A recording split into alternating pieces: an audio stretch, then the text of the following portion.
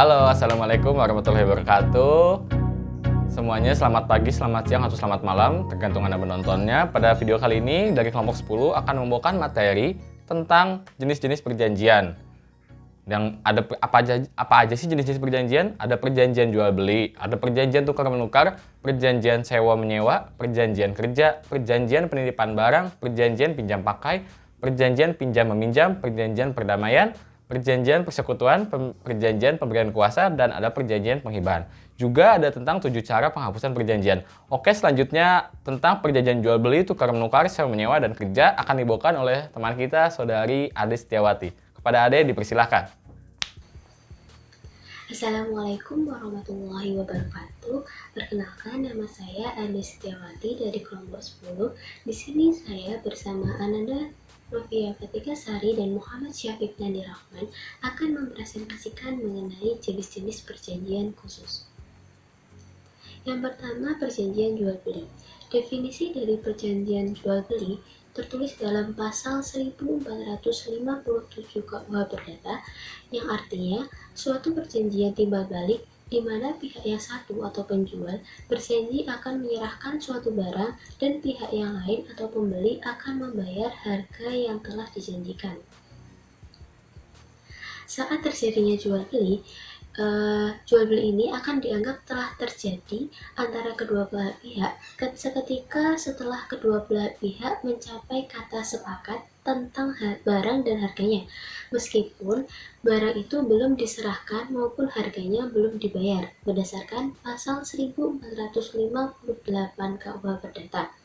Hal ini sesuai dengan asas konsensualisme dalam sebuah perjanjian.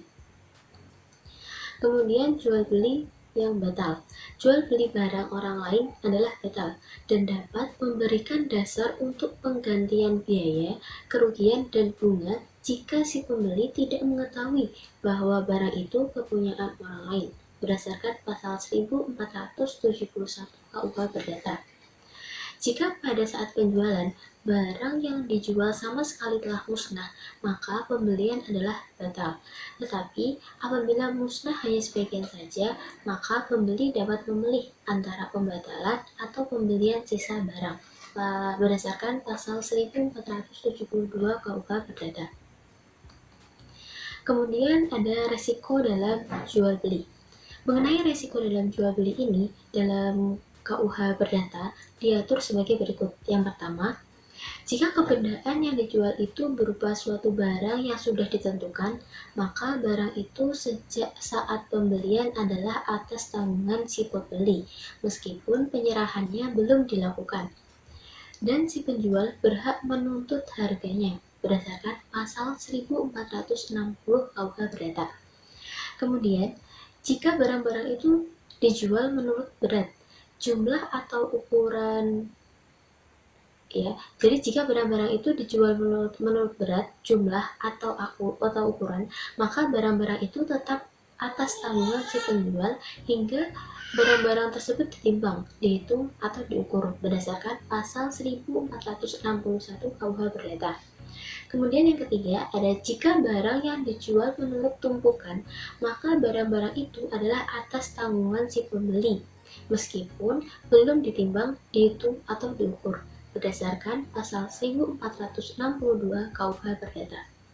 Kemudian yang terakhir, yang keempat, biaya akta jual beli dan lain-lain biaya tambahan dipikul oleh si pembeli jika tidak telah diperjanjikan sebaliknya, pasal 1466 KUH Perdata.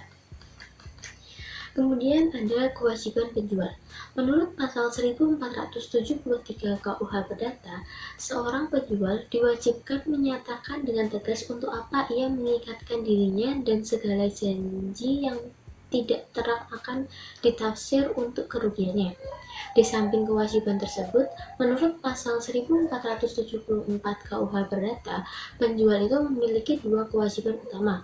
Yang pertama, menyerahkan barangnya. Yang kedua, menanggung barang yang dijual. Penyerahan di sini berarti suatu pemindahan barang yang telah dijual ke dalam kekuasaan dan kepunyaan si pembeli berdasarkan pasal 1475 KUH Perdata. Sedangkan penanggungan yang menjadi kewajiban si penjual terhadap si pembeli adalah untuk menjamin dua hal, yaitu yang pertama, menjamin penguasaan benda yang dijual secara aman dan tentram. Yang kedua, menjamin tidak adanya cacat barang yang tersembunyi. Kemudian kewajiban pembeli.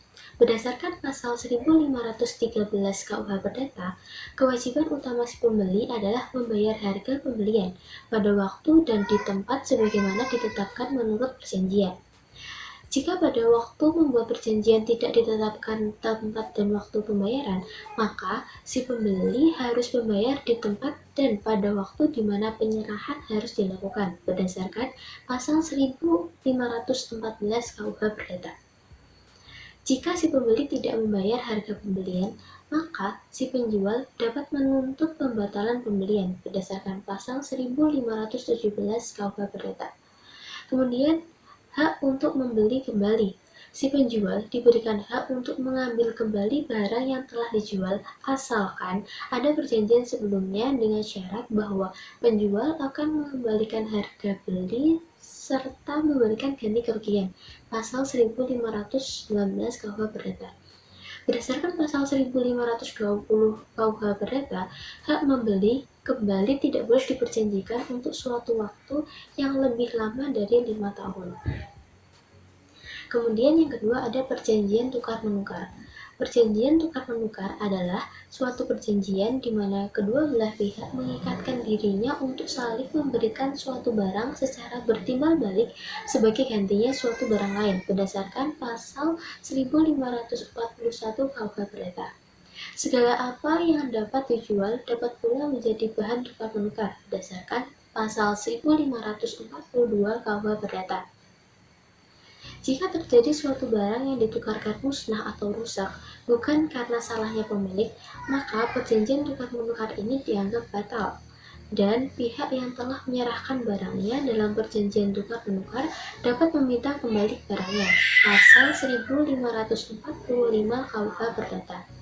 Berdasarkan pasal 1546 KUH Perdata, aturan-aturan mengenai perjanjian jual beli berlaku juga terhadap perjanjian tukar-menukar. Kemudian yang ketiga, perjanjian sewa menyewa. Definisi perjanjian sewa menyewa berdasarkan pasal 1548 KUH Perdata adalah suatu perjanjian dengan mana pihak yang satu yang menyewakan mengikatkan dirinya untuk memberikan suatu barang kepada pihak lainnya atau penyewa untuk digunakan dalam waktu tertentu dan dengan pembayaran sesuatu harga yang telah disanggupi pihak tersebut. Semua jenis barang, baik barang bergerak maupun barang tidak bergerak, dapat disewakan. Kewajiban pihak yang menyewakan menurut pasal 1550 hingga 1554 KUH Perdata, kewajiban dari pihak yang menyewakan adalah yang pertama, menyerahkan barang yang disewakan kepada si penyewa. Yang kedua, memelihara barang yang disewakan dengan baik. Yang ketiga, menjamin terhadap penyewa untuk dapat memakai dan menggunakan barang yang disewa dengan aman selama berlakunya perjanjian sewa-menyewa.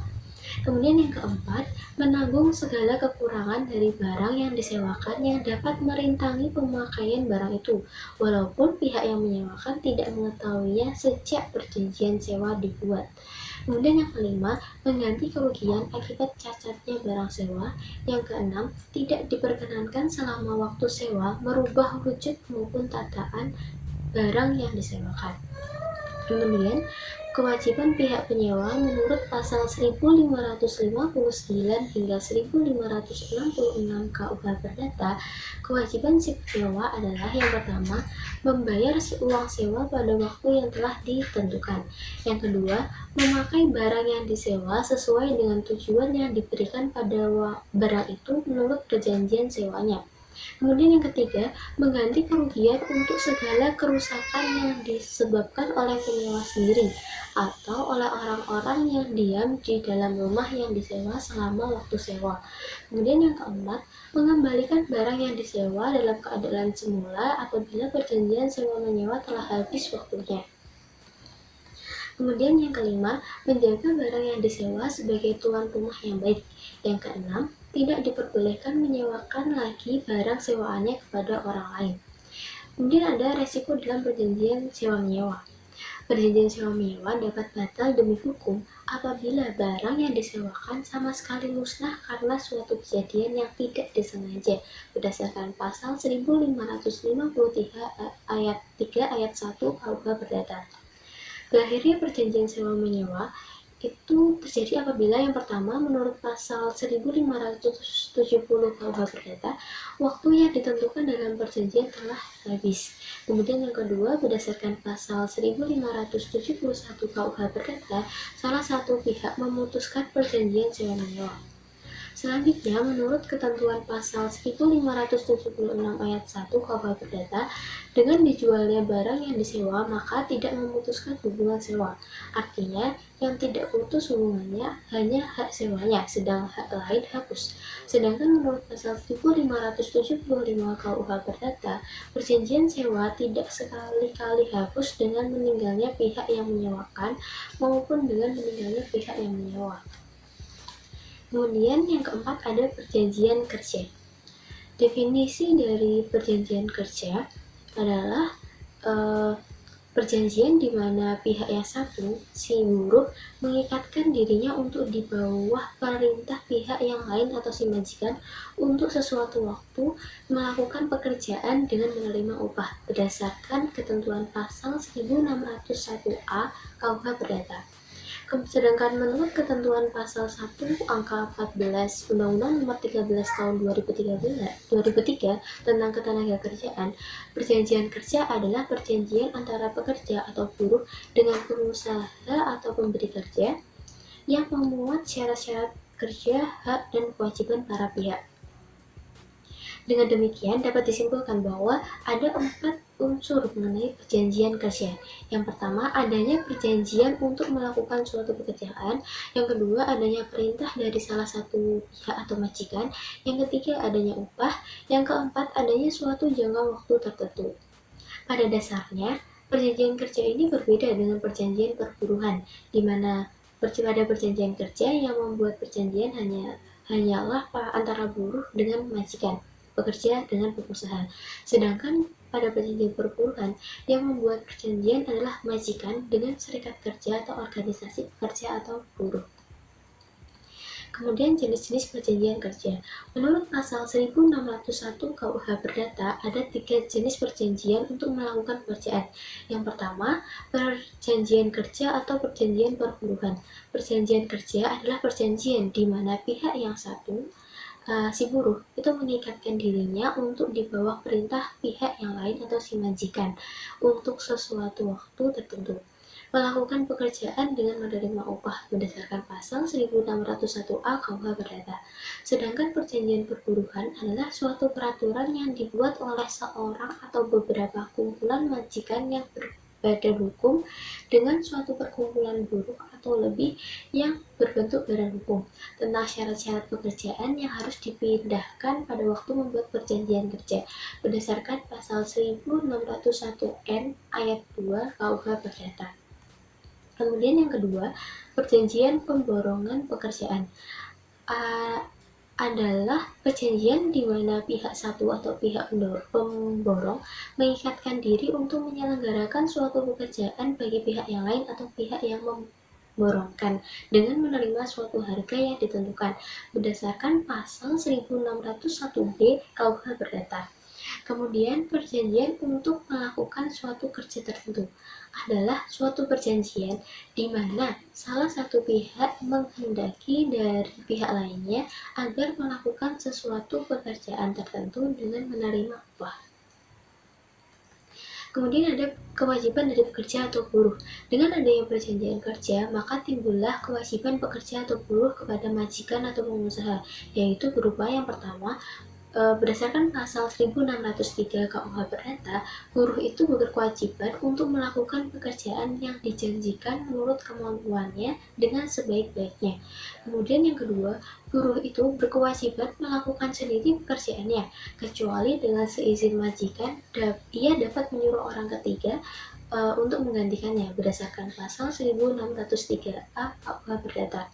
Kemudian yang ketiga ada berdasarkan pasal 1603B KUH Perdata, buruh wajib taat terhadap peraturan mengenai hal melakukan pekerjaan. Kemudian yang keempat, buruh yang tinggal pada majikan wajib berkelakuan baik menurut tata tertib rumah tangga majikan berdasarkan pasal 1603C KUH Perdata. Yang kelima, berdasarkan pasal 1603D KUH Perdata, buruh wajib menjalankan kewajiban-kewajibannya dengan baik. Selain ada kewajiban untuk buruh, ada juga kewajiban untuk majikan atau pengusaha. Dengan adanya perjanjian kerja, maka timbullah kewajiban seorang majikan atau pengusaha terhadap pekerja atau buruh, yaitu berupa yang pertama, majikan itu wajib membayar upah buruh pada waktu yang telah ditentukan berdasarkan pasal 1602 KUH Perdata. Kemudian yang kedua, berdasarkan pasal 1602 KUH Perdata, majikan wajib memberi istirahat mingguan dan hari libur bagi pekerja. Kemudian yang ketiga, majikan wajib mengatur tempat kerja dan alat-alat kerja berdasarkan pasal 1602W KUH Perdata. Yang keempat, majikan wajib memberi pengobatan dan perawatan kepada pekerja yang sakit atau mendapat kecelakaan berdasarkan pasal 1602X KUH Perdata. Kemudian majikan wajib bertindak sebagai majikan yang baik berdasarkan pasal 1602Y KUH Perdata. Yang keenam, yang terakhir, majikan itu wajib memberi surat keterangan berdasarkan pasal 1602Z KUH Perdata. Kemudian, batal dan berakhirnya suatu perjanjian kerja. Sama seperti perjanjian pada umumnya, maka perjanjian kerja dapat dibatalkan apabila adanya kekhilafan, paksaan, atau penipuan dalam membuat perjanjian kerja berdasarkan pasal 1321 KUH Perdata. Sedangkan berakhirnya perjanjian kerja menurut KUH Perdata adalah karena yang pertama, lewat waktu yang telah ditetapkan dalam perjanjian kerja berdasarkan pasal 1603E KUH Perdata. Kemudian yang kedua ada meninggalnya si buruh berdasarkan pasal 1603C KUH Perdata.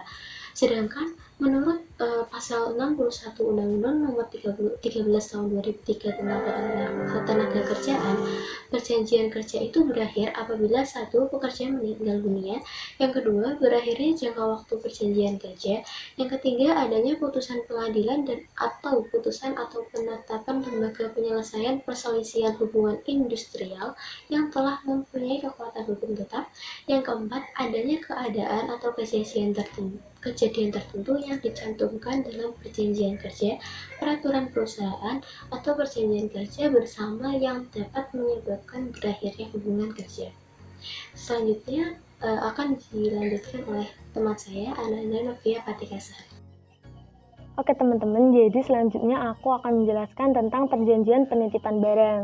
Nah, sesuai pasal 1694 Kitab Undang-Undang Hukum Perdata, perjanjian penitipan barang ini merupakan suatu perjanjian di mana salah satu pihak menerima sesuatu barang dari pihak lain dengan janji untuk menyimpannya dan mengembalikannya dalam wujud aslinya.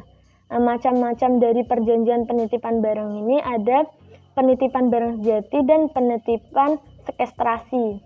Nah, penitipan barang sejati merupakan perjanjian yang dianggap cuma-cuma jika tidak diperjanjikan sebaliknya. Perjanjian barang sejati ini hanya untuk barang-barang yang bergerak. Penitipan barang sejati ini terbagi lagi menjadi dua, yaitu penitipan sukarela dan penitipan karena terpaksa. Penitipan sukarela terjadi antara pihak-pihak yang bertimbal balik menitipkan barang dan menerima titipan barang. Kemudian penitipan barang sukarela hanya terjadi antara orang-orang yang punya kecakapan untuk melakukan perjanjian. Kemudian penitipan barang karena terpaksa. Penitipan barang karena terpaksa ini dilaksanakan seseorang karena timbulnya sebuah malapetaka, misalnya kebakaran, kemudian runtuhnya gedung, kemudian karamnya kapal, atau bahkan kebanjiran. Selanjutnya ada penitipan barang sekestrasi. Nah, penitipan barang sekestrasi ini menurut pasal 1730 Kitab Undang-Undang Hukum Perdata, yaitu penitipan barang yang berada dalam persengketaan kepada orang lain yang mengikatkan diri untuk mengembalikan barang itu dengan semua hasilnya kepada yang berhak. atasnya setelah perselisihan diputus oleh pengadilan. Nah, penitipan barang sekestrasi ini terjadi karena perjanjian atau karena putusan hakim. Nah, sekestrasi yang terjadi karena perjanjian apabila barang yang menjadi sengketa itu diserahkan kepada seorang pihak ketiga oleh satu orang atau lebih secara sukarela yang dijelaskan dalam pasal 1731 Kitab Undang-Undang Hukum Perdata.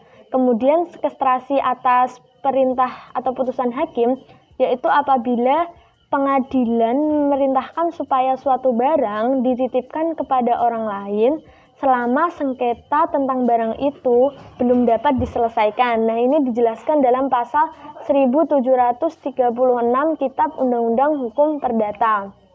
Nah, kemudian ada hak dan kewajiban penerima titipan barang. Nah, penerima titipan barang itu yang pertama wajib memelihara barang titipan itu dengan sebaik-baiknya seperti memelihara barangnya sendiri. Kemudian penerima titipan tidak boleh memakai barang titipan tanpa izin dari yang memberikan titipan. Kemudian yang selanjutnya, bila barang yang dititipkan itu tersimpan dalam sebuah peti terkunci atau terbungkus dengan segel, maka penerima titipan itu tidak boleh menyelidiki isi dari barang tersebut. Selanjutnya, penerima titipan wajib membalikan barang titipan itu dalam keadaan sebagaimana adanya pada saat pengembalian. Kekurangan yang timbul dari barang itu di luar kesalahan penerima titipan harus menjadi tanggung jawab pemberi titipan. Yang selanjutnya, penerima titipan tidak boleh mengembalikan barang titipan itu selain kepada orang yang memberikan barang tersebut. Yang terakhir, penerima titipan tidak berhak minta bukti bahwa orang yang menitipkan barang tersebut adalah pemilik barang. Selanjutnya, ada perjanjian pinjam pakai. Nah, perjanjian pinjam pakai ini menurut pasal 1740 Kitab Undang-Undang Hukum Perdata, yaitu perjanjian di mana pihak yang satu menyerahkan suatu barang untuk dipakai dengan cuma-cuma kepada pihak lain dengan syarat bahwa pihak yang menerima barang itu telah memakainya atau barang itu setelah memakainya atau setelah lewat waktu yang ditentukan akan membalikan barang itu. Nah, pihak yang meminjamkan itu tetap menjadi pemilik dari barang tersebut. Kemudian ada kewajiban peminjam dari perjanjian pinjam pakai. Dijelaskan dalam pasal 1744 sampai 1745 Kitab Undang-Undang Hukum Perdata. Yang pertama kewajibannya yaitu peminjam wajib menyimpan dan memelihara barang pinjaman seperti barang itu miliknya. Kemudian peminjam tidak boleh memakai barang pinjaman untuk keperluan selain yang diizinkan oleh peminjam yang meminjami. Kemudian peminjam bertanggung jawab atas musnahnya barang pinjaman itu. Kemudian yang selanjutnya adalah hak dan kewajiban orang yang meminjamkan.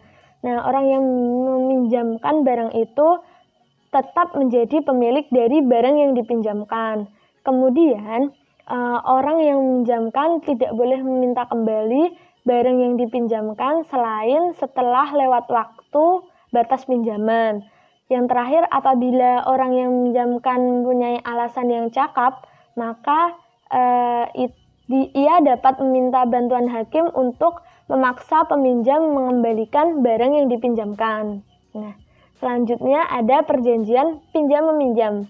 Menurut pasal 1754 Kitab Undang-Undang Hukum Perdata, perjanjian pinjam-meminjam adalah perjanjian di mana pihak yang satu memberikan barang kepada pihak yang lain, pihak yang satu memberikan kepada pihak yang lain suatu jumlah tertentu barang-barang yang menghabis karena pemakaian dengan syarat bahwa pihak yang terakhir ini akan mengembalikan sejumlah yang sama dari macam dan keadaan yang sama. Kewajiban dari orang yang meminjamkan barang adalah tidak dapat meminta kembali apa yang telah dipinjamkannya sebelum lewat batas waktunya. Kemudian selanjutnya kewajiban peminjam adalah mengembalikan dalam jumlah dan keadaan yang sama pada waktu yang telah ditentukan. Kemudian meminjamkan dengan bunga diperbolehkan memperjanjikan bunga atas peminjaman barang atau sejumlah uang tertentu yang habis karena pemakaian. Yang selanjutnya ada perjanjian perdamaian atau dading.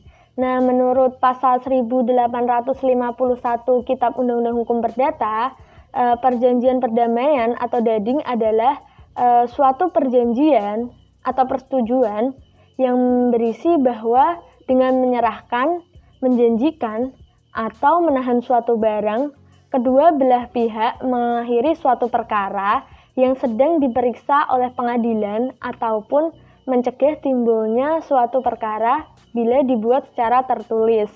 Nah, untuk mengadakan sebuah perjanjian atau persetujuan perdamaian ini, diperlukan bahwa seseorang itu mempunyai kekuasaan untuk melepaskan haknya atas hal-hal yang termaksud di dalam perdamaian itu, yang dijelaskan dalam pasal 1852 Kitab Undang-Undang Hukum Perdata. Nah, syarat perjanjian perdamaian ini yang pertama itu perselisihan yang timbul itu harus sudah sampai pada tingkat pengadilan.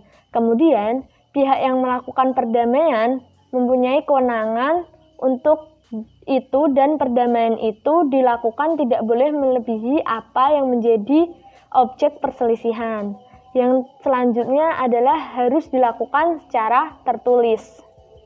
Nah, perdamaian mempunyai kekuatan yang sama dengan putusan pengadilan yang telah memperoleh kekuatan hukum tetap, dan perdamaian ini tidak dapat dibantah dengan alasan kekhilafan mengenai hukum atau dengan alasan merugikan salah satu pihak yang dijelaskan dalam pasal 1858 Kitab Undang-Undang Hukum Perdata. Yang kemudian suatu persetujuan perdamaian itu dapat batal apabila yang pertama telah terjadi kekhilafan mengenai orangnya atau mengenai pokok perselisihannya. Kemudian yang kedua telah dilakukan penipuan atau paksaan. Yang selanjutnya perdamaian diadakan karena kesalahpahaman tentang duduk perkaranya. Yang selanjutnya suatu perdamaian yang diadakan atas dasar surat-surat palsu. Yang terakhir yaitu perdamaian tersebut mengenai suatu sengketa yang sudah diakhiri dengan putusan hakim yang telah memiliki kekuatan hukum yang mutlak namun tidak diketahui oleh para pihak atau salah satu di antara mereka. Nah, sekian penjelasan saya mengenai beberapa perjanjian. Selanjutnya akan dilanjutkan oleh teman saya Muhammad Syafiq Nadir Rahman. Oke, selanjutnya kita masuk ke perjanjian persekutuan. Perjanjian persekutuan adalah atau matshab adalah suatu perjanjian di mana dua orang atau lebih mengikatkan diri untuk memasukkan sesuatu dalam kekayaan bersama dengan maksud untuk membagi keuntungan yang diperolehnya, sesuai pasal 1618 KUHP. Segala persekutuan harus mengenai suatu usaha yang halal dan harus dibuat untuk manfaat bersama para pihak. Masing-masing sekutu diwajibkan untuk memasukkan uang, barang-barang lain, ataupun kerajinannya ke dalam perseroan itu, pasal 1619 KUH Perdata. Persekutuan mulai berlaku sejak saat perjanjian disepakati, pasal 1624 KUH Perdata. Jika di dalam perjanjian persekutuan tidak telah ditentukan bagian masing-masing sekutu di dalam untung dan ruginya persekutuan, ia telah masukkan dalam persekutuan atau pasal 1633 ayat 1 KUH Perdata. Menurut pasal 1646 KUH Perdata, persekutuan berakhir apabila yang pertama, dengan lewat waktu untuk mana persekutuan telah diadakan. Yang kedua, dengan musnahnya barang atau diselesaikannya perbuatan yang menjadi pokok persekutuan. Yang ketiga, atas kehendak semata-mata dari beberapa orang atau seseorang sekutu. Yang keempat, jika salah seorang sekutu meninggal atau ditaruh di bawah pengampunan atau dinyatakan pailit. Selanjutnya ada perjanjian penghibahan. Perjanjian penghibahan, pengertian hibah. Hibah adalah suatu perjanjian di mana si penghibah di waktu hidupnya dengan cuma-cuma dan dengan tidak dapat ditarik kembali, menyerahkan sesuatu benda guna keperluan si penerima hibah yang menerima penyerahan itu. Pasal 1666 ayat 1 KUH Perdata. Hibah hanyalah mengenai benda-benda yang sudah ada. Jika hibah itu meliputi benda-benda yang baru ada di kemudian hari atau akan ada di kemudian hari, maka sekedar mengenai itu hibahnya adalah batal. Pasal 1667 KUH Perdata. Lalu selanjutnya memberi dan menerima hibah. Setiap orang diperbolehkan untuk memberi dan menerima sesuatu sebagai hibah, kecuali mereka yang oleh undang-undang dinyatakan tidak cakap untuk itu. Pasal 1676 KUH Perdata. Si penerima hibah harus sudah ada pada saat terjadinya penghibahan, atau itu ada pada pasal 1679 KUH Perdata. Penghibahan dilarang di antara suami istri selama perkawinan, pasal 1678 KUH Perdata. Penghibahan harus dilakukan oleh akta notaris, pasal 1682 KUH Perdata. Selanjutnya tentang penarikan kembali dan penghapusan hibah. Menurut pasal 1688 KUH Perdata, suatu hibah tidak dapat ditarik kembali maupun dihapuskan, kecuali di dalam hal yang pertama, tidak dipenuhinya syarat-syarat dengan mana penghibahan telah dilakukan. Yang kedua, si penerima hibah telah bersalah melakukan atau membantu melakukan kejahatan yang bertujuan mengambil jiwa si penghibah atau suatu kejahatan lain terhadap si penghibah. Yang ketiga, ia menolak memberikan tunjangan nafkah kepada si penghibah setelah orang ini jatuh dalam kemiskinan. Lalu selanjutnya ada perjanjian pemberian kuasa. A. Definisi dan perihal pemberian kuasa. Pemberian kuasa atau Letschgeving adalah suatu perjanjian di mana seseorang memberikan kekuasaan kepada orang lain yang menerimanya untuk atas namanya menyelenggarakan suatu urusan. Pasal 1792 KUH Perdata. Menurut pasal 1793 KUH Perdata, kuasa dapat diberikan dan diterima melalui yang pertama, akta umum, yang kedua, tulisan di bawah tangan, yang ketiga, sepucuk surat, yang keempat, dengan lisan, yang kelima, dengan diam-diam. Lalu menurut pasal 1794 KUH Perdata, pemberian kuasa terjadi dengan cuma-cuma kecuali jika diperjanjikan sebaliknya. Pada kenyataan sekarang ini, ketentuan pasal ini sudah tidak sesuai lagi. Hal ini terjadi karena biasanya orang yang melakukan suatu pekerjaan untuk orang lain justru mengharapkan suatu imbalan berupa upah. Contohnya, seseorang memberikan kuasa kepada seorang pengacara untuk menangani suatu perkara di mana pengacara itu di dalam melakukan pekerjaannya tidak dengan cuma-cuma, tetapi dengan menerima upah. Selanjutnya, pemberian kuasa dapat dilakukan dengan cara khusus, yaitu mengenai hanya satu kepentingan tertentu atau lebih dan secara umum yang meliputi segala kepentingan si pemberi kuasa. Pasal 1795 KUH Per. Si kuasa tidak diperbolehkan untuk melakukan sesuatu apapun yang melampaui kuasanya. Nah, si kuasa ini juga tidak boleh untuk diperbolehkan untuk melakukan sesuatu yang melampaui kuasanya. Kekuasaan yang diberikan untuk menyelesaikan suatu urusan dengan jalan perdamaian. Sekali-kali tidak mengandung kekuasaan untuk menyerahkan perkaranya kepada putusan wasit. Pasal 1797 KUH Perdata. Pemberian kuasa yang dirumuskan dalam kata-kata umum hanya meliputi perbuatan-perbuatan pengurusan. Pasal 1796 ayat 1 KUH Perdata.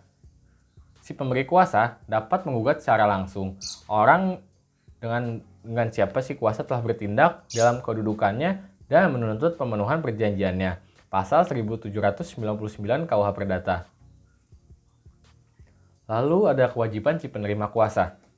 Kewajiban si penerima kuasa ini diatur dalam pasal 1800 sampai dengan pasal 1806 KUH Perdata, yaitu yang pertama, si penerima kuasa selama belum dibebaskan wajib untuk melaksanakan tugas-tugasnya. Yang kedua, si penerima kuasa wajib untuk menanggung segala biaya, kerugian, dan bunga yang sekiranya dapat timbul karena tidak dilaksanakannya kuasa tersebut. Yang ketiga, si penerima kuasa diwajibkan menyelesaikan urusan yang sudah mulai dikerjakannya pada waktu si pemberi kuasa meninggal. Jika dengan tidak segera menyelesaikannya, dapat ditimbulkan suatu kerugian. Yang keempat, si penerima kuasa diwajibkan memberikan laporan tentang apa yang telah diperbuatnya. Yang kelima, si penerima kuasa diwajibkan memberikan perhitungan kepada si pemberi kuasa tentang segala apa yang telah diterimanya berdasarkan kuasanya. Yang keenam, si penerima kuasa harus membayar bunga-bunga atas uang-uang pokok yang dipakainya guna keperluannya sendiri. Selanjutnya ada kewajiban si pemberi kuasa. Kewajiban-kewajiban si pemberi kuasa ini diatur dalam pasal 1807 sampai dengan pasal 1812 KUH Perdata, yaitu yang pertama, si pemberi kuasa diwajibkan untuk memenuhi perikatan-perikatan yang diperbuat oleh si penerima kuasa menurut kekuasaan yang telah ia berikan kepadanya. Yang kedua, si pemberi kuasa diwajibkan mengembalikan kepada si penerima kuasa persekot dan biaya yang telah dikeluarkan oleh orang-orang ini untuk melaksanakan kuasanya. Begitu pula untuk membayar upahnya jika ini telah dijanjikan. Yang ketiga, si pemberi kuasa harus memberikan ganti rugi kepada si penerima kuasa tentang kerugian-kerugian yang diderita sewaktu menjalankan tugasnya. Asal dalam hal itu si penerima kuasa memang telah berbuat secara hati-hati. Selanjutnya ada tentang berakhirnya pemberian kuasa.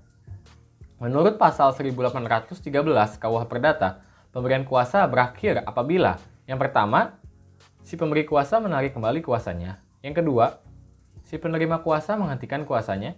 Yang ketiga, salah satu atau keduanya meninggal. Dan yang keempat, salah satu atau keduanya ditaruh di bawah pengampunan. Yang kelima, pahilitnya si pemberi kuasa maupun si penerima kuasa. Dan yang terakhir, dengan perkawinan si perempuan yang memberikan atau menerima kuasa. Oke, yang terakhir ada 7 cara hapusnya perjanjian. Yang pertama, para pihak menentukan berlakukan perjanjian untuk waktu tertentu. Artinya waktu perjanjiannya sudah habis maka perjanjian bisa berakhir atau dihapuskan. Yang kedua, undang-undang menentukan batas waktu berlakunya suatu perjanjian. Misal, pasal 1066 pasal ayat 3 Kitab Undang-Undang Hukum Perdata atau KUH menyatakan yang pertama, tiada seorang pun diharuskan menerima berlangsungnya harta peninggalan dalam keadaan tidak terbagi. Yang kedua, pemisahan harta peninggalan itu dapat sewaktu-waktu dituntut meskipun ada ketentuan yang bertentangan dengan itu. Akan tetapi, diadakan suatu persetujuan untuk tidak melaksanakan pemisahan harta peninggalan itu selama waktu tertentu. Yang ketiga, perjanjian demikian hanya mengikat untuk waktu 5 tahun. Tetapi, tiap kali lewat jangka waktu itu, perjanjian itu dapat diperbaharui. Jadi walaupun tidak ada ditentukan, tapi ini telah diatur dalam undang-undang selama 5 tahun dan jika lewat harus diperbaharui lagi perjanjiannya. Lalu, yang ketiga dari 7 cara ini, ada salah satu pihak meninggal dunia. Misalnya, dalam perjanjian pemberian kuasa, pasal 1813 KUH Perdata berbunyi, pemberian kuasa berakhir dengan penarikan kembali kuasa penerima kuasa dengan pemberitahuan penghentian kuasa oleh penerima kuasa dengan meninggalnya pengampunan atau pahilitnya, baik pemberi kuasa maupun penerima, dengan kawinnya perempuan yang memberikan atau menerima kuasa.